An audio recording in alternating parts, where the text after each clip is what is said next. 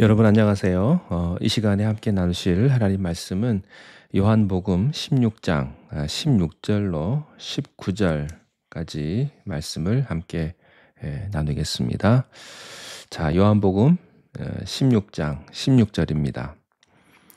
조금 있으면 너희가 나를 보지 못하겠고 또 조금 있으면 나를 보리라 하시니 제자 중에서 서로 말하되 우리에게 말씀하신 바 조금 있으면 나를 보지 못하겠고 또 조금 있으면 나를 보리라 하시며 또 내가 아버지께로 감이라 하신 것이 무슨 말씀이냐 하고 또 말하되 조금 있으면 이라 하신 말씀이 무슨 말씀이냐 무엇을 말씀하시는지 알지 못하노라 하거늘 예수께서 그 묻고자 함을 아시고 이르시되 내 말이 조금 있으면 나를 보지 못하겠고 또 조금 있으면 나를 보리라 하므로 서로 문의하느냐.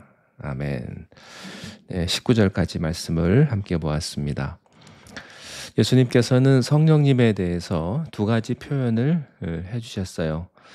첫째는 보혜사 성령님이고 두 번째는 진리의 성령님이십니다. 보혜사 성령님이 하시는 역할은 세 가지가 있다고 말씀하셨어요. 첫째는 죄에 대해서 책망하신다. 둘째는 의에 대해서 책망하신다. 셋째는 심판에 대해서 책망하신다. 여기서 책망한다는 것은 꾸짖는다의 뜻이 아니고 그런 뜻만 있는 것이 아니고 잘못을 지적해서 고치게 만들어주시고 깨닫게 해주신다고 하는 긍정적인 의미가 있습니다. 그렇습니다. 성령, 보혜사 성령님이 오시면 내가 죄인이 아니라고 거부를 하다가 어느 날 내 안에 죄가 있다는 것을 인정하게 되고 동의하게 되는 역사가 성령의 역사입니다. 뿐만 아니라 내 의가 아무것도 아니라는 것, 내 선행이 위선이라는 것을 어느 날 알게 됩니다. 마지막으로 성령이 임하면 심판이 있다는 사실을 알게 되고 인간이 겸손해지게 되고 또 자기의 한계를 고백하게 되는 종말을 인정하는 그런 역사들이 일어나는 것입니다. 자, 진리의 성령님이 오시면 또 세 가지 일이 나타납니다. 첫째는 우리를 모든 진리 가운데로 인도해 주십니다. 참 진리로 인도해 주시고 두 번째, 스스로 말하지 않고 들은 것을 말하고 세 번째, 장래일을 말씀하십니다. 그렇다면 이 보혜사 성령님, 진리의 성령님이 오시는 목적은 무엇입니까? 하나의 목적이 있는데 그것은 예수 그리스도를 영광스럽게 한다는 것이죠. 그래서 성경은 말합니다. 성령께서 내 것을 가지고 너희에게 말씀할 거다. 성령님은 자의로 말하지 않습니다. 자기 주장을 하지 않습니다. 진정한 모든 그리스도인들은 내 생각을 말하는 사람이 아니라 하나님의 생각을 말하는 것이고 내 목표를 말하는 것이 아니라 그런 사람이 아니라 예수님의 목표를 내 목표로 삼는 사람들이죠. 성령님께서도 오실 때 자의로 말하지 않으시고 들은 것을 말하는 것이고 자기 영광을 나타내지 않으시고 예수 그리스도의 영광을 표현하시는 분이 성령님이십니다. 그렇다면 성령님이 오신 이후에 우리에게 보여주시는 그 다음 단계의 메시지는 무엇일까요? 부활입니다. 그래서 오늘 말씀의 주제는 부활입니다. 성령과 부활이에요. 십자가와 성령은 밀접한 관계가 아니라 하나 된 관계입니다. 보혈의 강은 성령의 강입니다. 진짜 성령 체험은 보혈 체험이에요. 십자가와 보혈과의 관계입니다. 한 걸음 더 나아가서 성령은 부활과 직접적인 관계가 있습니다. 어떻게 예수님이 죽었다가 살아났는가? 이게 성령의 역사거든요. 이게 부활이죠. 왜 부활은 우리 믿음의 클라이막스인가? 죽음을 이겼기 때문입니다. 말씀에서 부활의 세 가지 모습을 발견해요. 첫 번째는 예수님의 부활은 상식과 이성으로는 이해되지 않는 차원 높은 영적 진리라고 하는 것입니다. 16절에서 18절 말씀까지를 한번 보겠습니다. 조금 있으면 너희가 나를 보지 못하겠고 또 조금 있으면 나를 보리라 하시니 제자 중에서 서로 말하되 우리에게 말씀하신 바 조금 있으면 나를 보지 못하겠고 또 조금 있으면 나를 보리라 하시며 또 내가 아버지께로 감이라 하신 것이 무슨 말씀이냐 하고 또 말하되 조금 있으면이라 하신 말씀이 무슨 말씀이냐 무엇을 말씀하시는지 알지 못하노라. 3년 동안 예수님 옆에서 모든 것을 지켜본 제자들도 이 말을 이해하지 못했습니다. 16절에 보면 예수님이 조금 있으면 너희들이 나를 보지 못할 것이고 또 조금 있으면 나를 보리라 하셨는데 이 말씀 무슨 말입니까?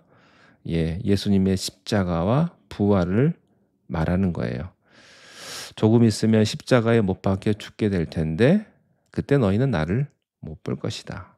그러나 3일 후에 다시 부활할 거니까 너희들은 나를 보게 될 것이다. 그런 뜻이죠. 성령 받은 우리들은 이 말씀을 금방 알아듣습니다. 그런데 예수님의 제자들은 이것을 몰랐던 거죠. 왜요? 성령이 임하시기 전이기 때문에.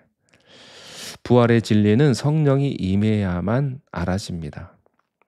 그저 인간의 이성과 상식으로는 내가 지금까지 살아온 것으로는 이 영적인 진리, 부활의 진리, 죽었다가 살아나는 진리를 받아들일 수도 없고 또 믿어지지도 않는, 그래서 자꾸 갈등을 하는 거죠. 17절 제자 중에 서로 말하되 우리에게 말씀하신 바 조금 있으면 나를 보지 못하겠고 또 조금 있으면 나를 보리라 하시며 또 내가 아버지께로 감이라 하신 것이 무슨 말씀이냐?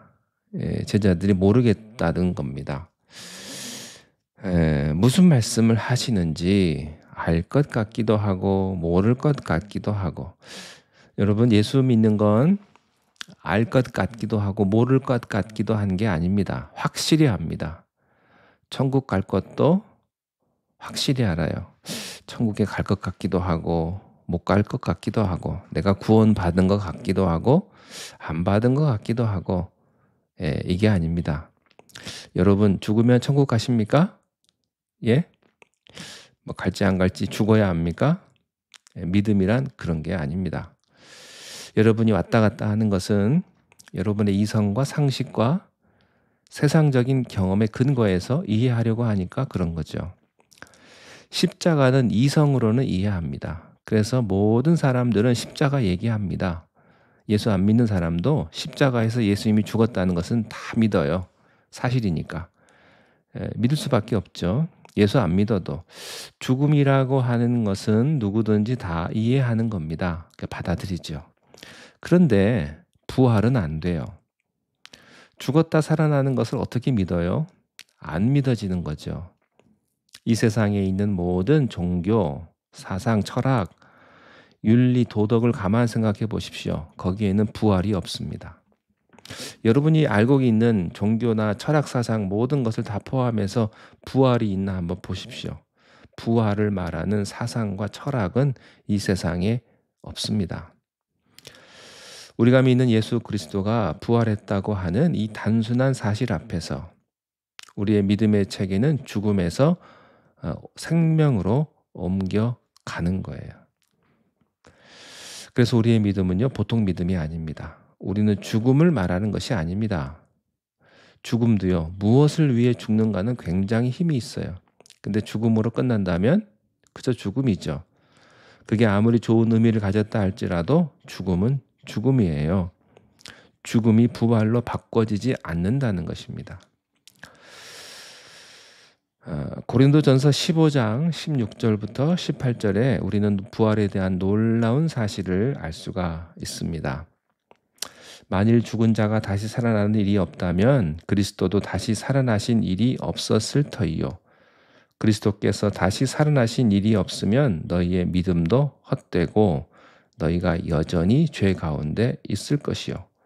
또한 그리스도 안에서 잠자는 자도 망하였으리니. 여러분, 이게 부활입니다.